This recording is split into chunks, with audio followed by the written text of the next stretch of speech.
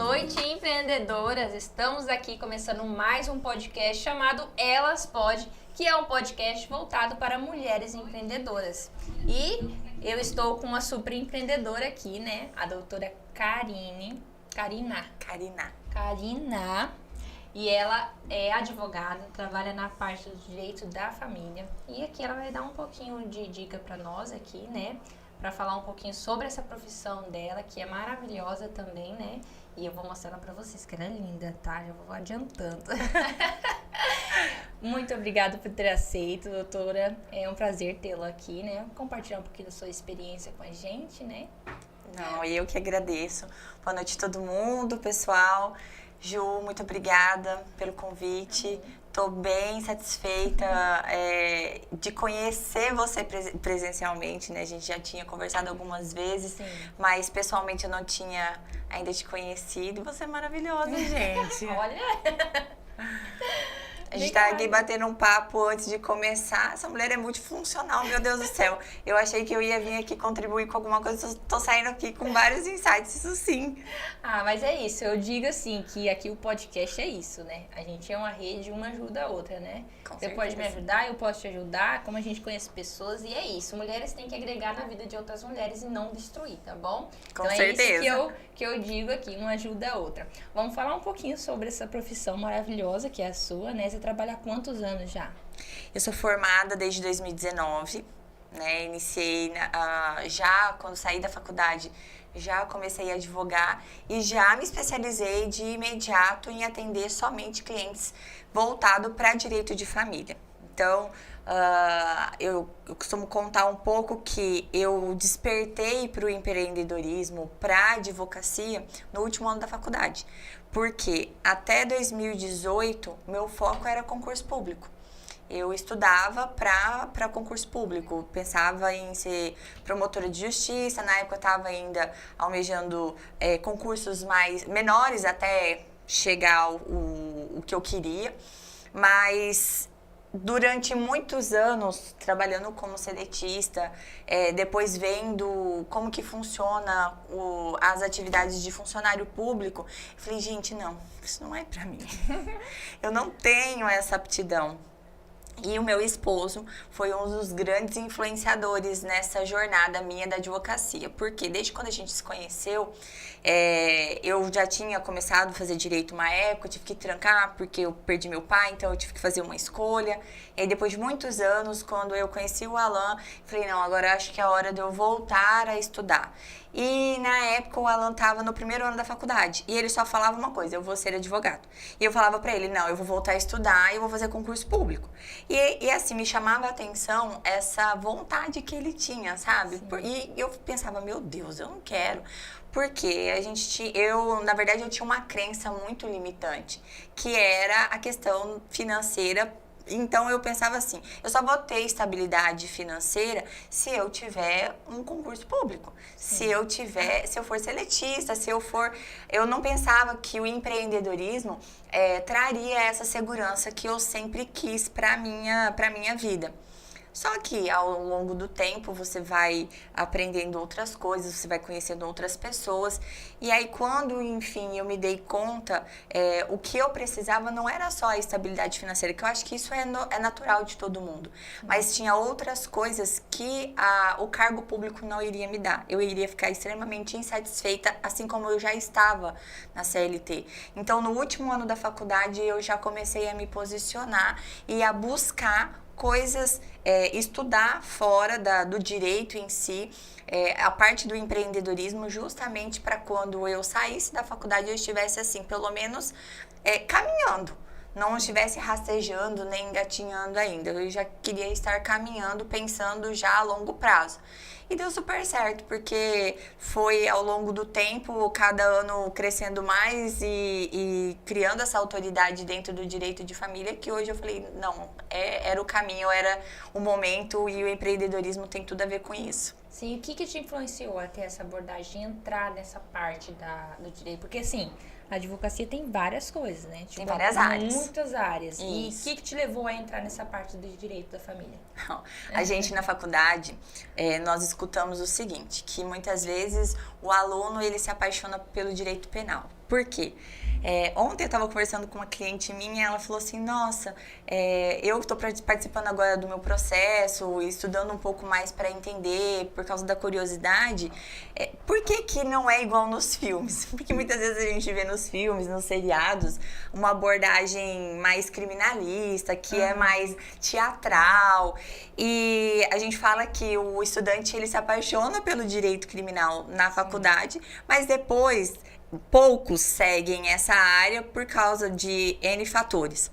E comigo não foi diferente. Então, eu já tinha essa ideologia de que o concurso público seria dentro da área criminal. Eu queria, primeiro, estava estudando para investigadora de polícia, depois eu pensei, não, o meu topo era a promotoria. E quando eu defini que realmente eu queria advogar, porque eu passei 5 anos da faculdade vendo só direito criminal. Trabalhei na vara criminal aqui de Sinop, então eu vivenciei muito esse mundo, esse ambiente criminal. E eu pensei, eu não sei fazer outra coisa, eu vou ter que advogar na área criminal. Só que, logo depois que eu saí da faculdade, quando eu comecei a advogar, eu tive um grande problema nessa questão. Por quê? Nós, mulheres, infelizmente, não é querendo romantizar ou nem levantar nenhuma bandeira feminista, porque eu sou totalmente contra isso. Sim. Mas, assim, nós temos que deixar muito claro. A mulher, ela enfrenta muitas barreiras. Sim. Em diversas áreas ainda. E a área criminal, eu acredito que, pra mim, eu tive uma grande decepção na minha vida por causa disso. Enfrentei alguns obstáculos e na época eu comecei a pensar no que eu poderia fazer para poder influenciar as pessoas, ajudar as pessoas a encontrar, porque assim, eu sempre pensei que eu iria utilizar a minha profissão para, pelo menos, cumprir um propósito na vida de alguém, na minha vida, enfim, né? E aí foi quando eu comecei a entender um pouco mais sobre o direito de família. Eu atendi um primeiro cliente de direito de família, eu estava começando a fazer a minha pós, e aí eu falei assim, olha, se eu terminar essa pós e eu realmente me identificar, eu vou seguir a carreira. E foi conforme eu fui aprendendo, conforme eu fui finalizando alguns cursos e terminando a minha pós, foi quando eu realmente falei assim, é isso que eu quero pra mim. Porque todas as vezes que o cliente chegava na minha frente, que conversava comigo e eu entendia a dor dele e eu conseguia chegar nesse momento onde eu falava, nossa, é isso que eu vou fazer diferente na vida dele, é isso que vai transformar a vida desse cliente a longo prazo. Falei, não, aí eu me apaixonei desde então. A nossa advocacia, ela é especializada, eu sou especialista em direito de família. Então, o que eu fiz para conciliar a minha paixão com o criminal? Não abandonei totalmente.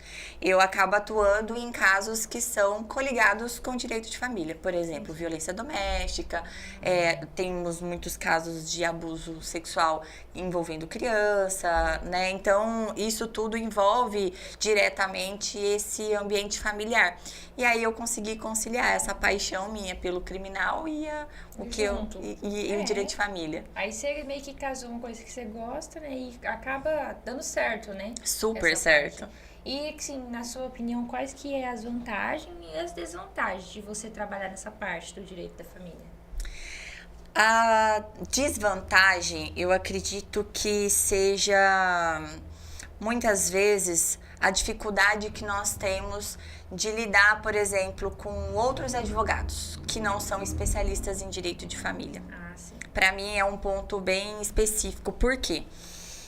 Essa semana eu dei uma entrevista para uma faculdade de Santa Catarina e uma das perguntas dos alunos foi exatamente essa. Qual é a sua dificuldade dentro da tua área? E eu pensei várias vezes, falei, meu Deus, eu preciso responder isso. E eu encontrei 2 pontos. Um dos pontos foi essa situação de ter que lidar com um outro colega que não é especialista, porque em diversas vezes eu já tive esse obstáculo. Quem é especialista em direito de família, a gente lida muito com o sentimento, né, do cliente, consegue entender o que ele está passando, faz toda uma ambientalização para poder agregar na vida desse cliente que está passando por uma dor tão difícil, cria ali algumas técnicas para você mediar. Só que quem não é, muitas vezes ele acaba fomentando o conflito, o que dificulta demais o processo. Sim. E eu percebi, mapeando isso, muitas vezes é o advogado que não é especialista. Sim. O outro ponto que é dificultoso são clientes que são alienadores.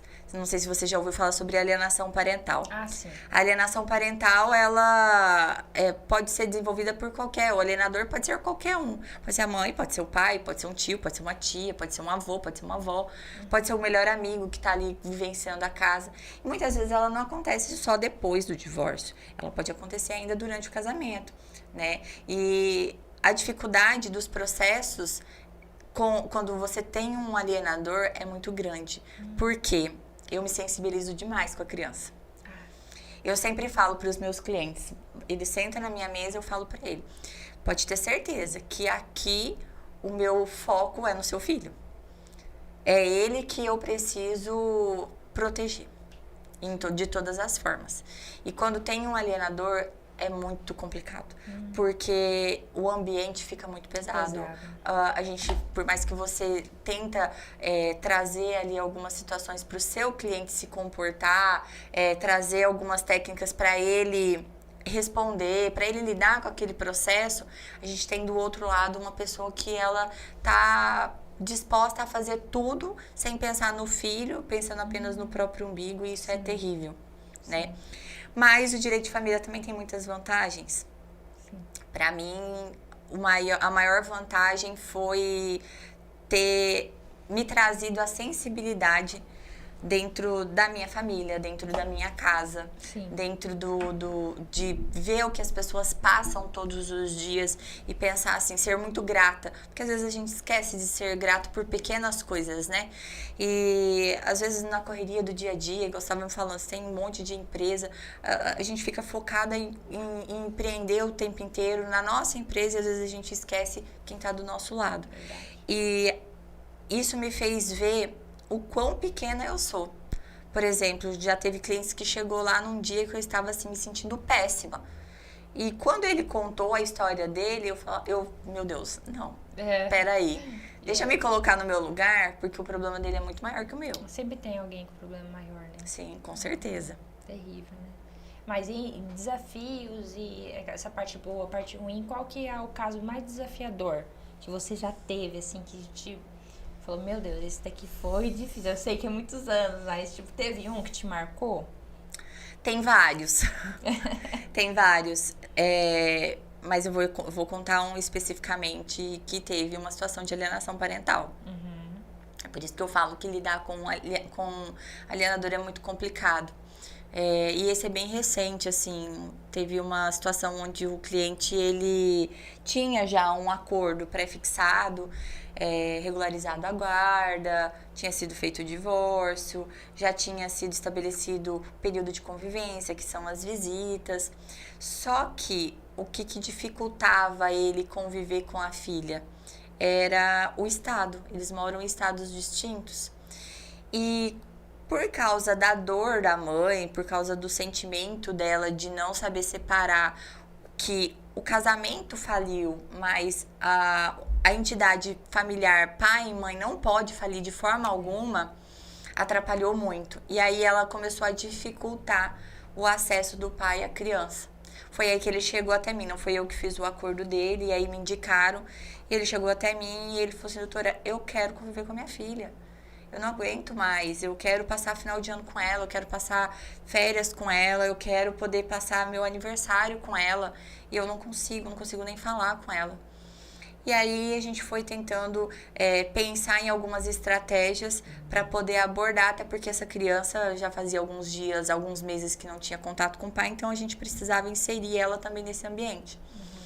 E eu peguei e falei para ele, vamos fazer o seguinte, vai até o estado, tenta, porque querendo ou não já tem regularizado, a gente não precisa entrar com uma medida urgente agora, vamos tentar primeiro resolver isso de uma forma amigável.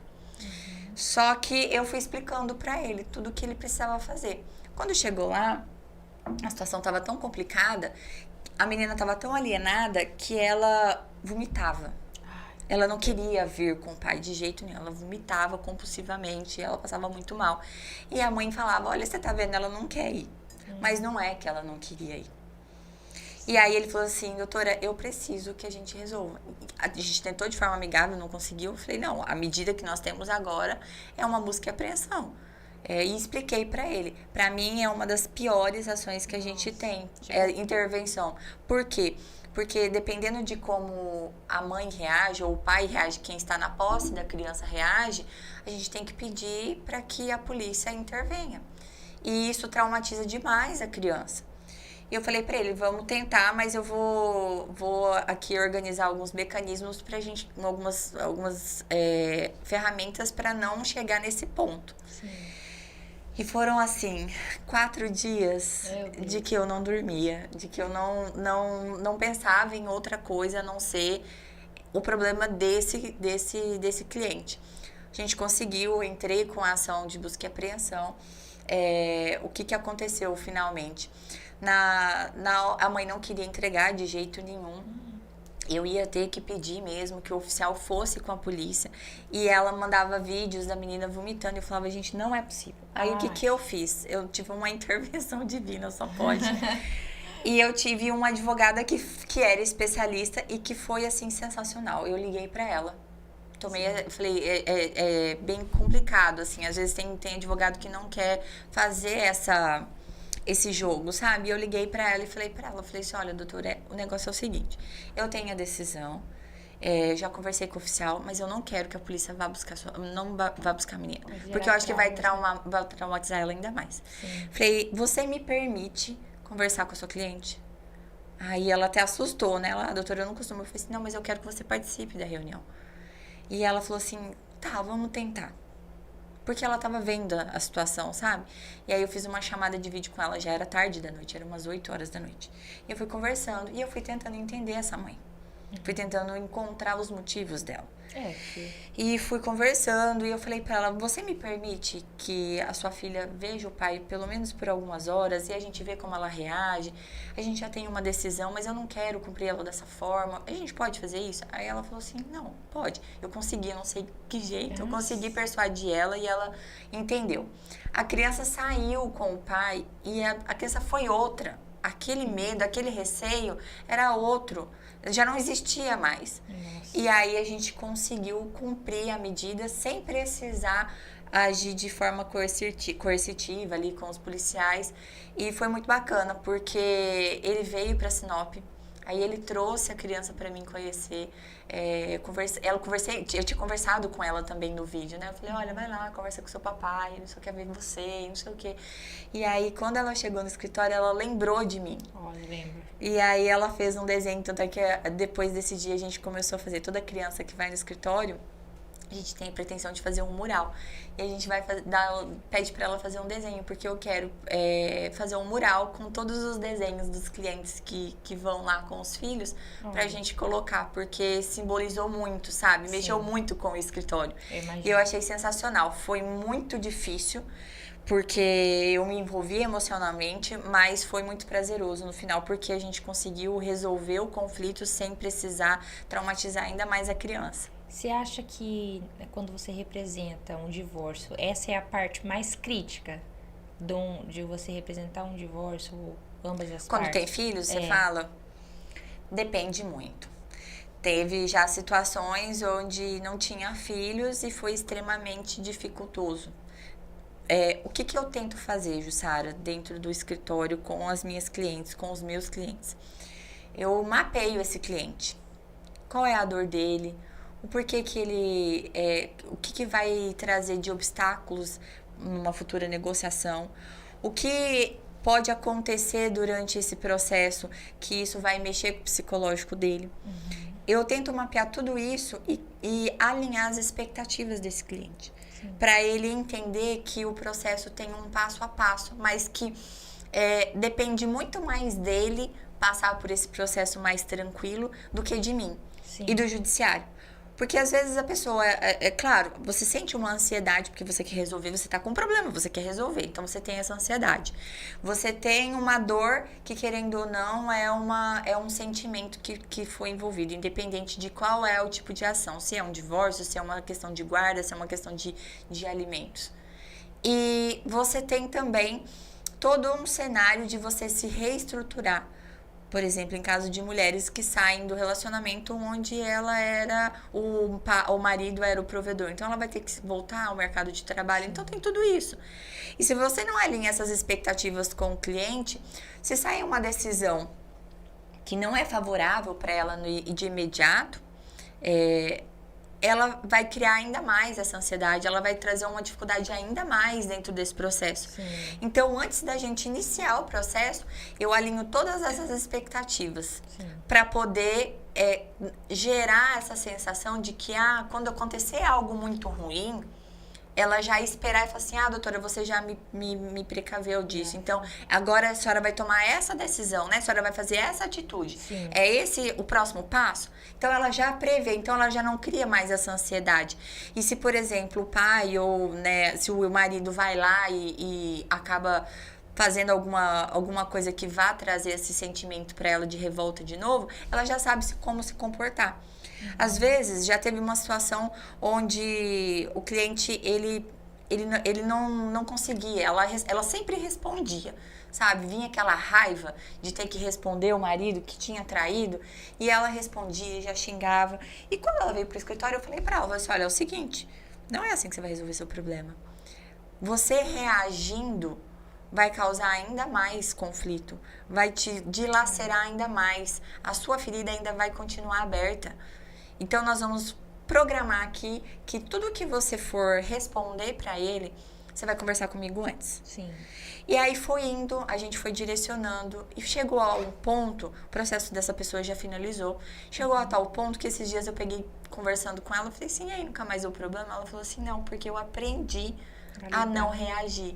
Eu aprendi a lidar com a minha inteligência, responder de forma inteligente. Ser uma pessoa inteligente e emocional, muitas vezes, diminui esse conflito. Sim. Então, isso proporciona que o andamento do processo flua numa situação menos dolorosa. Sim. Não tem como dizer que não é doloroso. É doloroso, a gente não tem como dizer que não. Mas a gente tem mecanismos que a gente pode utilizar para poder passar por isso. É só uma etapa da nossa vida, né? Você considera essa tática que você usa como um diferencial seu? Com certeza. Sim. Com certeza. Porque muitas vezes os clientes chegam e já passaram por diversos advogados. E quando eles sentam, eles falam assim pra mim, doutora, você me entendeu. Você conseguiu ver o que eu tô passando. Mas muitas vezes ele pode até não saber que não é ele especificamente. Como especialista, eu sempre falo, muda-se o nome das pessoas, mas o conflito, o ambiente, as intrigas, os problemas são basicamente os mesmos. E a gente só precisa entender qual é a dor específica. Tem gente que sofre de ansiedade, tem gente que sofre por uma questão financeira, tem gente que tem outras questões mais enraizadas. Então, se eu consigo ali, durante uma conversa, às vezes o cliente fala assim, doutora, quanto tempo é a sua consulta? Eu falo para ele, eu não tenho tempo. Precisar. Eu preciso te ouvir.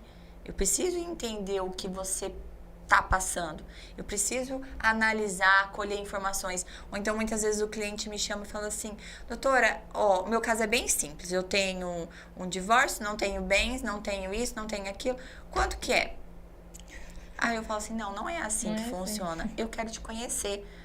Porque por trás de todas essas ferramentas, desses instrumentos, dessa parte técnica, tem um ser humano. E ele precisa ser ouvido. Verdade. Então, eu acredito que isso tem feito o diferencial no meu trabalho. Trazer essa humanização, entender mais o cliente, faz todo o sentido, sabe? Tanto é que isso não estou te falando só numa questão emocional, não, mas como empreendedora, a gente trabalha com métricas. Sim. Então, o que eu já consegui identificar? Com essas técnicas, a gente conseguiu visualizar que os nossos processos são rasos que chegam até a sentença. Sim. Porque eu vou trabalhando tanto o psicológico do cliente que em algum momento ele vai conseguir fazer um acordo onde ele vai se sentir satisfeito. Isso diminui o quê? A durabilidade do processo, a durabilidade da dor do cliente. Então, um processo que aí o CNJ tem uma estatística de que, em média, é 8 anos um processo. Graças a Deus, a gente não tem nenhum processo dentro do escritório com mais de 3 anos, por causa dessas técnicas. E além de outras que a gente tem, ferramentas que a gente criou dentro do escritório. Mas essa percepção do cliente é essencial para ele poder conduzir o processo dele também. Porque, na verdade, eu só sou um instrumento. O dono do processo é o cliente, né?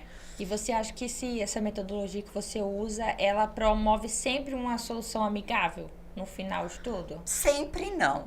Mas, olha, igual eu tô te falando, na maioria das vezes, eu digamos que uns 70%. Sim. Porque, assim, a solução amigável, o acordo, ele tem que ser boa para os dois lados, né? E se for uma situação muito conflituosa, os dois têm que ceder. Mas tem horas que o acordo, ele não é viável para nenhuma das partes, ou não é viável para o meu cliente. Sim. Por quê? Por exemplo, em situações onde nós temos violência doméstica. A maioria das vezes, o agressor, ele é uma pessoa que ele é egoísta, ele quer ter o controle, ele quer manipular todas as informações. Então, se eu venho e tento fazer um acordo com ele, mas nas condições que ele quer, eu posso até ceder algumas coisas e isso não fica bem claro que vai ser um acordo ótimo para minha cliente, o que vai acontecer? Eu só tô mascarando. É como se você tivesse com uma dor muscular. Você toma um Torcilax, vai parar a dor. Mas isso só vai maquiar a dor. Então, às vezes, eu sempre falo, tem cliente que chega e fala pra mim assim, ai, doutora, eu só queria me livrar disso, eu queria resolver. Eu falo, tem gente que só funciona com uma intimação.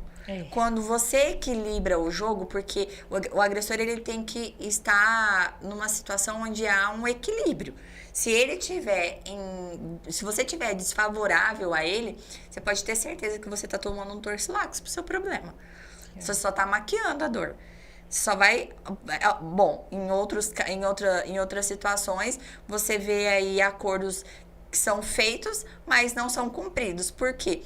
Porque não era o momento adequado. Sim. Tudo na vida tem um tempo. Eu tô tomando esse Torcilax aí durante 10 anos. Meu Deus do céu. Olha, a polêmica. No off nós conversa. Não, a gente tem que tratar. Mas às vezes a gente prefere, eu acho que, sabe, escolher tomar, sabe? Mas o que você falou tá abrindo minha visão, sabe? Isso que é interessante, a gente conversar, gente, é isso.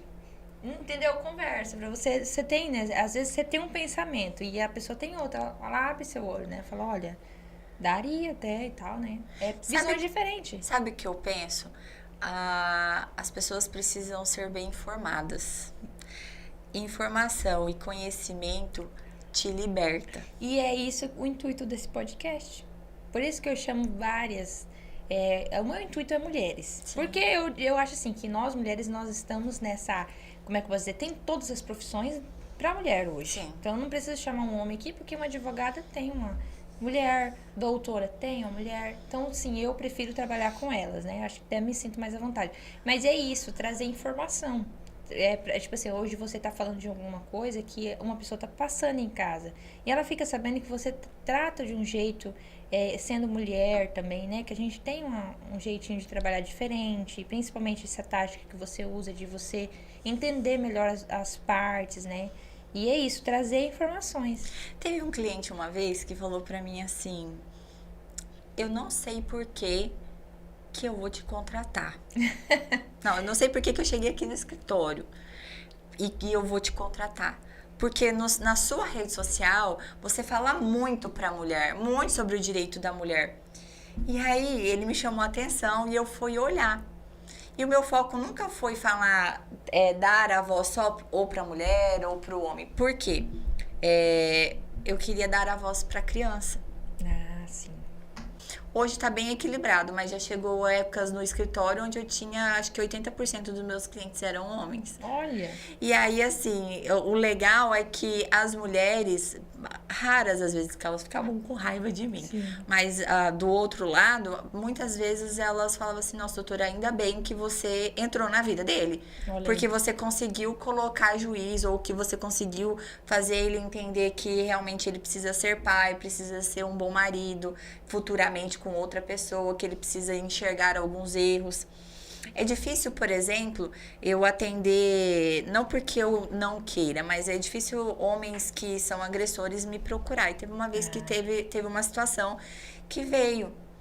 E aí eu fui tentar extrair essas informações. Para mim foi um caso bem clínico, sabe? Eu fui estudar para entender por que ele reagia daquela forma.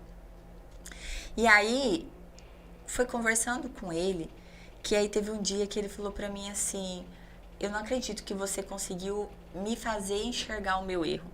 Mas...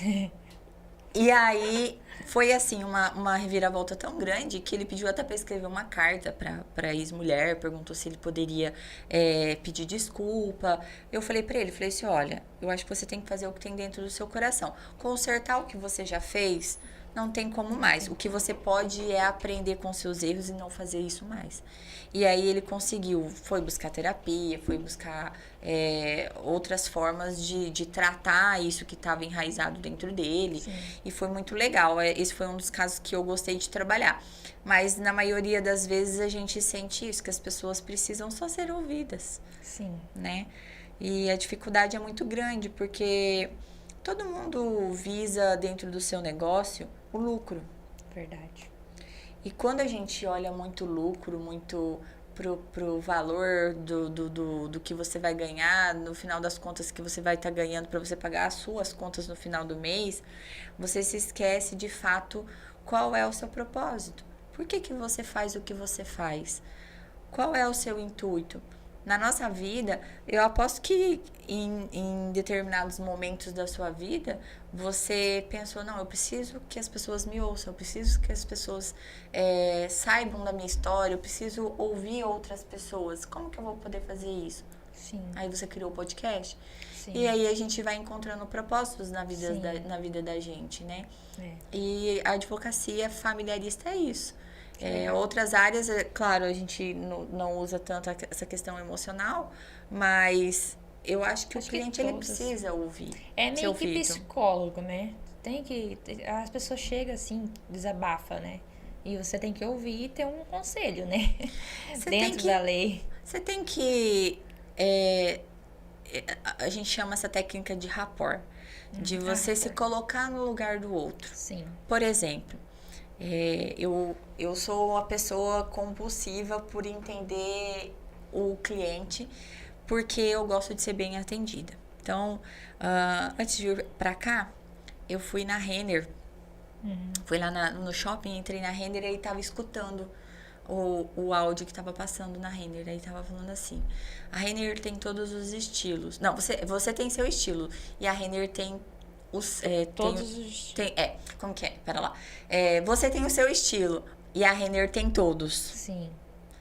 E eu fiquei analisando, e eu sou muito disso, sabe? De entrar nos lugares e analisar todo o cenário, tudo que tá acontecendo. Entro numa loja, como que a pessoa se comporta quando ela me atende, num consultório quando eu entro, como que eu sou atendida. E eu tento replicar tudo que eu não gosto como cliente, né? Eu tento tirar do meu atendimento, do meu escritório. Legal. Porque eu preciso entender que o cliente, eu não preciso ter o foco no cliente, eu preciso que o cliente entenda qual é o que eu quero entregar para ele. Sim, que ele tem que você tem o que ele precisa, né? Você consegue conciliar isso com todos. Com certeza. Legal. E aí você tem que entender por que ele está te buscando. Qual que é o seu diferencial? Esses dias eu ouvi uma pessoa falando o seguinte, sobre a Chanel. né? A marca Chanel. Sim. As pessoas compram a Chanel não é porque ela é uma bolsa, né? Uma bolsa, você pode ir na loja do 10, você pode ir ali comprar de uma marca mais em conta. Ela vai cumprir a finalidade dela. É uma bolsa. Mas quando você compra uma Chanel, você está comprando o que ela está te entregando. Sim. Às vezes ela vai gastar ali, você paga aí 100 mil reais numa bolsa da Chanel, e aí a indústria, na verdade, gastou o quê? 2, 3 mil reais isso para fabricar? Sim. Para trazer ela, né, do jeito que você quer? Tá. Só que o que a Chanel representa? E a mesma coisa é o que eu quero para o meu cliente. Sim. O que o cliente, quando ele senta na minha cadeira, quando ele me procura, o que eu represento para ele? Qual é a sensação? Mesmo se ele não tiver condições de me contratar, ele vai sair de lá de que forma? Transformado, entendido, já com direcionamento para conduzir o processo dele? Então, a gente precisa agregar valor ao nosso serviço para que as pessoas elas te desejem, para que elas lembrem de você e para que elas aprendam com você também. Isso mesmo. Você tem a agregar, né? Sim. E vamos falar um pouquinho sobre tendência, porque eu acho que tendências, inovações, coisas novas, tá em todo lugar, né? Sim. E na área que você trabalha, tem tendências que chegou, que tá, como é que eu posso dizer, melhorando a parte não sei se é leis, às vezes, melhorando a parte do direito da família? Bom, eu digo que o direito de família, ele é um organismo mutável, assim, muito grande. Por quê? Ele é movido pelas nossas relações dentro de casa, na sociedade. E como que você limita isso? Por exemplo, até 2010, nós não tínhamos o divórcio. Nós tínhamos todo um procedimento que limitava ali você divorciar diretamente. Hoje você já tem uma nova legislação que traz isso de imediato. Até 2014, nós não tínhamos uma lei que trazia sobre a guarda compartilhada. Por quê? Porque a nossa sociedade, ela foi criada no sentido de que a mulher, a criança é da mulher. É ela que tem que exercer todas as funções. Só que de lá pra cá, a gente tá num podcast de empreendedorismo. De quem? De mulheres. Quantas mulheres saem hoje para trabalhar fora, para como que eu posso dizer? Para conseguir ali o prestígio que ela tanto almeja dentro da profissão dela. E aí, ela precisa delegar essas funções de casa, ela precisa compartilhar essas decisões da tomada das decisões da tomada da vida da criança para o pai também. Sim. Então, a gente não tinha isso ainda dentro da legislação. A questão do LGBT também teve muitas mudanças, muitas alterações. União estável, até pouco tempo atrás, era uma outra linguagem. Então, a sociedade, ela tem várias mudanças e, assim, muito rápidas. E a lei, muitas vezes, ela não consegue acompanhar. Então, a gente tem diversas mudanças, pequenas coisas que vêm acompanhando.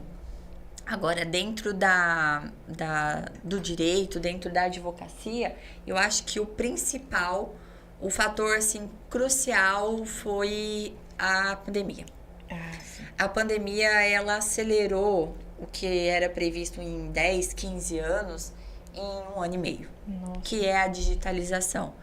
Então, por exemplo, eu sou já advogada digital.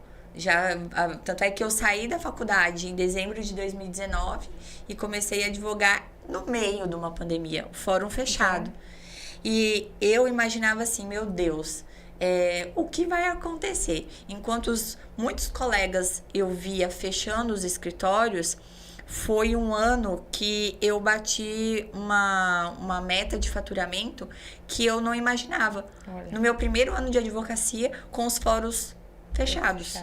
Por quê? Porque um ano antes eu já imaginando, não que teria uma pandemia, mas o que eu poderia fazer para ser diferente dentro da minha profissão. Eu não queria ser só mais uma no meio na época tinha o quê? 1.500 advogados aqui em Sinop. Eu pensava assim, como que eu vou me posicionar? Como que eu vou concorrer com advogados extremamente capacitados, que já estão experientes? E eu pensava, eu preciso ser diferente. E aí foi dentro dessa estratégia digital que me proporcionou ter esse faturamento, criar essa autoridade e crescer tão rápido. Sim. E aí veio a pandemia, que também já acelerou isso muito, né? Por exemplo, hoje eu tenho clientes em mais de 20 estados do Brasil. Eu já atendi clientes na Inglaterra, brasileiros na Inglaterra, já atendi brasileiros no México, já atendi brasileiros nos Estados Unidos. Então, até 5 anos atrás, a possibilidade de um cliente lá dos Estados Unidos me encontrar era, assim, muito remota. Verdade. 5 não, mais anos atrás, né? Já estamos 5 anos. 5, acho que... A pandemia tem 4. Então, assim, a gente precisa olhar mais para essa parte digital, porque a tecnologia hoje, se você não tem isso dentro do teu escritório, você está fadado ao fracasso. Hoje é o que gira isso, né? A maioria teve que se adaptar, né? Esses dias eu estava em São Paulo e aí me fizeram uma pergunta, né? Eu abri uma caixinha de perguntas lá e aí uma advogada me perguntou assim, você acha que estar no digital é para toda advogada? E aí a gente estava andando lá em São Paulo e eu peguei e falei assim, nossa amor, grava aqui que eu tive uma ideia. Eu falei pra ele, você já pensou se eu estou aqui andando nessa avenida e eu resolvo abrir o meu escritório nesse lugar? Eu não estou no digital. Qual é a probabilidade de clientes que eu tenho hoje em todos esses estados me encontrarem? É difícil. Porque hoje tem o Google Maps, né, que fala que você consegue adicionar a sua empresa para sua pesquisa. Você tem diversas ferramentas. Você tem tráfego pago, você pode crescer organicamente se posicionando dentro das suas redes sociais, você tem lugares onde você pode estar, ambientes digitais como imersões que podem gerar network de qualidade. Sim. Esse último ano, agora 2023, foi o ano em que o escritório mais cresceu em parcerias. Advogados que me indicam, que não são especialistas, que me indicam como advogada de família, porque sabem da qualidade técnica do escritório. E qual era a probabilidade disso acontecer alguns anos atrás? Era bem difícil. Acho que não era tão cogitado, acho que as pessoas achavam mais difícil às vezes, né? As pessoas têm medo de concorrência. Verdade. E se você trabalha achando que você tem um concorrente, você não vai pra frente. E é uma coisa que eu digo aqui. Todas as empreendedoras que eu converso têm a mesma visão nossa aqui. Que não trata as outras pessoas como concorrente. Por que você... Se você não tem uma coisa, indica. Ela vai indicar pra vocês.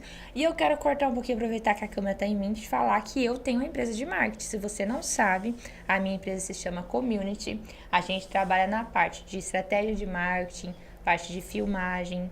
A gente tem social media. Tudo que você precisar, tá? Para alavancar a sua empresa. Então, hoje, todo mundo precisa de uma empresa de marketing. Então, se vocês precisar, community, comunicação social, é só entrar em contato que a gente consegue te atender. Excelente! E eu vou te falar que o mercado de trabalho, né, pro social media, pro advogado, é muito escasso. A dificuldade que a gente tem enquanto advogado para encontrar pessoas que são especializadas dentro da advocacia, porque não é fácil gerar conteúdo para advogado. Até porque falar de direito é bem chato. Verdade. Ninguém gosta de ficar ouvindo. Então, assim, desde quando eu comecei, esse ano que eu contratei uma agência. Mas até pouco tempo, eu que fazia tudo. Era eu que editava, eu que pensava no... Então, às vezes, as pessoas pensam assim... mas pra você é muito fácil, porque você tem quem edita seus vídeos. Eu falei, gente, até 4 meses atrás, quem fazia tudo era eu. E foi assim, na raça. Eu fui aprendendo, abria vídeos no YouTube, fui pesquisando, fui mexendo... porque eu pensava que era só o digital que iria me proporcionar criar essa autoridade para que mais pessoas pudessem chegar até mim. E é isso. E você não tem concorrente dessa forma, Não. porque você consegue fazer uma estratégia onde as pessoas conseguem te ver como autoridade. E é igual você falou, se chega alguma demanda, por exemplo, que eu não faço dentro do escritório, eu indico para o meu colega. Sabe por quê? O que é importante para mim é a qualidade e a vida do meu cliente. Sim. Então, eu não vou me arriscar, por exemplo, a te passar alguma informação sobre questões trabalhistas, porque eu não entendo, não é a minha especialidade, eu vim na faculdade. Então, eu preciso te direcionar, porque eu não posso brincar com a sua vida. Sim, né? verdade. Então, querendo ou não, você vai despender um valor e às vezes a gente tem essa dificuldade, porque teve uma época no escritório que vinha muitos acordos já finalizados ou processos e andamentos que eram iniciados por advogados que não eram especialistas, e o problema era gigantesco. Teve uma vez um caso que eu falei para minha cliente, olha, eu vou tentar salvar o que eu posso aqui, mas infelizmente a gente já passou do time, né? Então, quanto mais você foca no seu negócio, quanto mais você foca na sua especialidade, quanto mais você foca no seu cliente, você não tem tempo para olhar o que o outro está fazendo. Você não tem tempo para pensar que o outro está crescendo e você não. A sua grama vai ficar mais verdinha, né? É isso mesmo. É isso mesmo. Se você cuida da sua grama, minha filha, vai ficar verdinha. A do vizinho, se ele estiver cuidando também, vai, né? E é isso, ajuda, né? Vamos falar um pouquinho sobre o conciliamento, né? Porque aqui a gente fala um pouco sobre a profissão, sobre a gente se empoderada, né? E tal. Mas a parte de em casa, conciliar serviço como esposo, casa e família. Me diga aí, como é que você faz? Assim, tem uma tática diferente? O Alan trabalha comigo, né? Sim. Então, foi assim, o Alan trabalhou por muito tempo em um escritório, depois eu acabei indo para esse escritório, só que chegou um momento onde eu queria voar, eu sentia que eu tinha mais para doar, eu tinha mais para receber, Sim. sabe? E o Alan sempre foi muito pé no chão em relação a isso. E eu falei pra ele, olha, eu vou. E quando você se sentir confortável, você vem. Tanto é que quando eu montei meu escritório, eu montei na sala da minha casa. Aí você imagina, eu saía do meu quarto e ia pra casa. Aí o Alan chegava do trabalho, a nossa vida era falar sobre trabalho. Então, o que a gente, depois de 6 meses que eu já tinha aberto o escritório, ele resolveu, ele se sentiu que era o momento dele e ele veio pro escritório também. Aí, 6 meses depois, a gente ampliou o escritório e foi para outro lugar, que é onde é o escritório hoje. Então, o que a gente faz, né? É muito difícil. Só que hoje eu olho e falo assim, eu não seria feliz se eu não fosse casada com meu marido. Por quê? Por exemplo, das dificuldades que eu tenho, talvez, em um caso, eu tenho ele para conversar comigo e ele me entende. Sim. Nas dificuldades que eu tenho, talvez, nas minhas limitações, porque eu não sei tudo, eu tenho em quem me apoiar. Eu tô sendo obrigada a focar nisso. Porque o relógio biológico, se você não se força, o seu relógio biológico te força. Então, eu tenho aí, no máximo, mais 2, 3 anos pra me pensar em ter filho. Imagina. E então, eu não tenho mais tempo. Sim. Ou vai eu acho. Mas, vai, por exemplo, uma coisa que tem me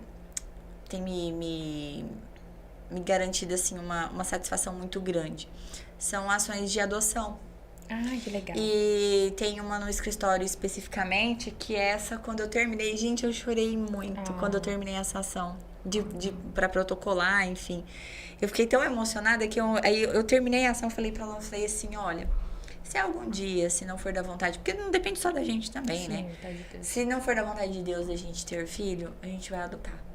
Porque aquilo esse processo mexeu tanto comigo, sabe? E eu fiquei muito feliz, né, de ter sido escolhida para ser advogada desse processo. E porque o amor e o carinho é muito grande, sabe? Então, eu acho que essa vai ser uma segunda alternativa. Ou então, se depois, lá na frente, eu quiser, eu acho que eu também tenho essa vontade. Sim, hoje a tecnologia tá muito avançada também, né? Tá até indo contra a nossa... É porque, tipo assim, até 30 anos, mas hoje tem pessoas que já tá mais, idade mais, uns 35, até uns 40, tá tendo ainda.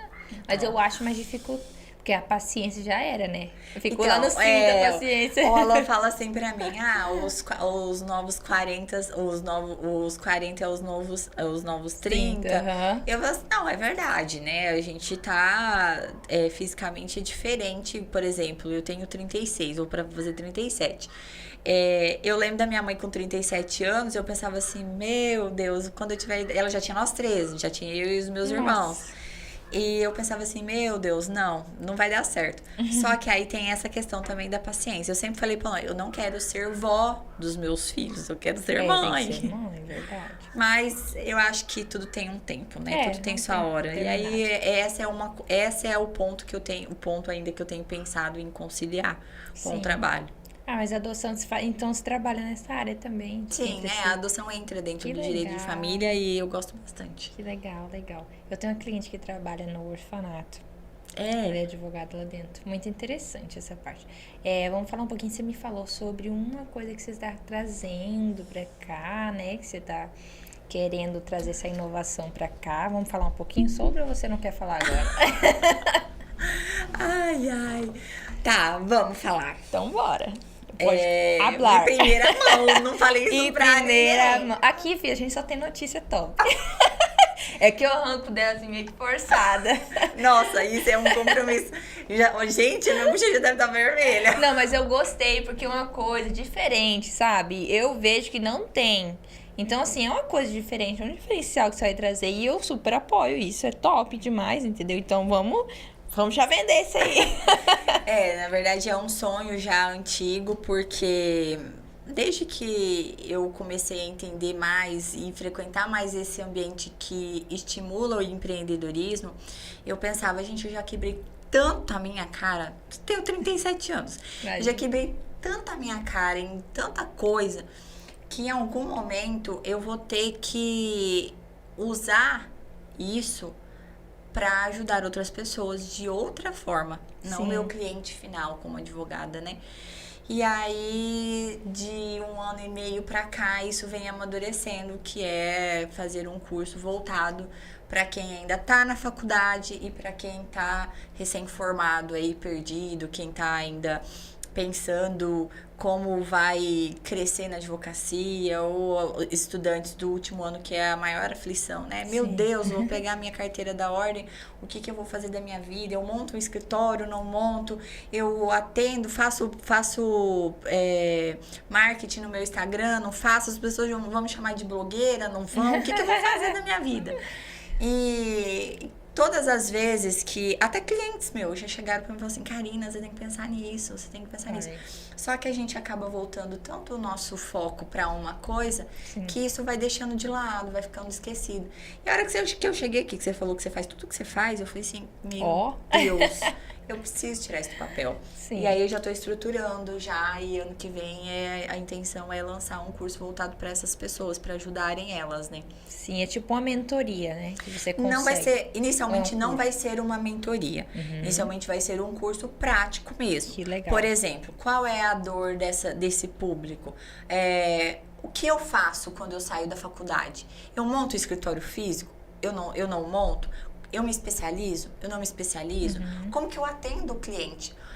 A maior dificuldade hoje dos advogados, essa semana saiu uma estatística que eu achei sensacional, onde falava que a média salarial dos advogados do Brasil é de 6,6 salários mínimos. Eu fiquei horrorizada. Por quê? Os advogados ainda não sabem vender. Isso mesmo. Eles não sabem converter o cliente dele. Eles não sabem que eles têm que estudar, mapear o cliente dele para eles conseguirem vender o produto. É um produto que você está vendendo. Você está vendendo a sua técnica, você está vendendo o seu tempo, você está vendendo a solução do problema para esse cliente. Só que não é só, você não é o salvador da pátria, você vai ter que convencer ele, e as pessoas não sabem, os advogados não sabem persuadir esse cliente. a converter ele para te contratar. E por que não sabem? Porque dentro da faculdade a gente aprende o quê? O direito. A gente aprende a quê? A litigar, a brigar dentro do processo. E esquece da principal, do principal. O cliente, o foco no cliente. Sim. Então, por exemplo, tem muitos colegas advogados que me perguntam assim, Karina, como que você precifica seus honorários? Eles não sabem como precifica. Já ouvi colegas falar assim, às vezes o cliente chega na minha frente, eu olho. Se ele tá com uma roupa, se ele tá com uma bolsa, se ele tá com isso, se ele tá com aquilo, eu olho o carro. E aí eu precifico. Gente, é um absurdo. Porque você olhar para o seu cliente e não saber precificar é você se desvalorizar. Se desvalorizar. Porque você não sabe quanto custa a sua hora. Você não sabe quanto tempo que vai demorar esse processo. Você não sabe o que você vai precisar fazer. Atendi uma cliente esses dias, onde ela falou que o advogado abandonou o processo dela porque ela falou assim, não, olha, eu quero que você procure outra pessoa porque eu não dou conta. O não dar conta era a parte emocional. As pessoas acham que fazer direito de família é mamão com açúcar. A técnica é mais simples? É mais simples, mas a gente tem um lado emocional muito forte. Verdade. E esses alunos, esses advogados recém-formados que querem atuar em direito de família não sabem. Até os veteranos muitas vezes não sabem. Sim.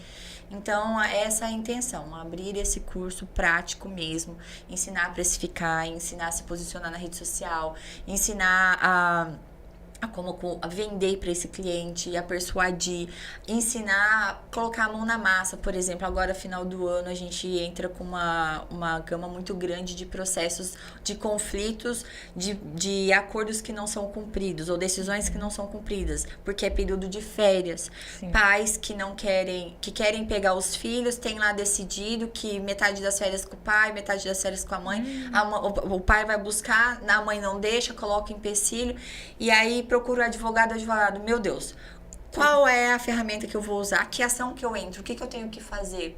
Por onde que eu começo? Eu distribuo no plantão ou eu distribuo de outra forma? Eles não sabem. E eu também não sabia.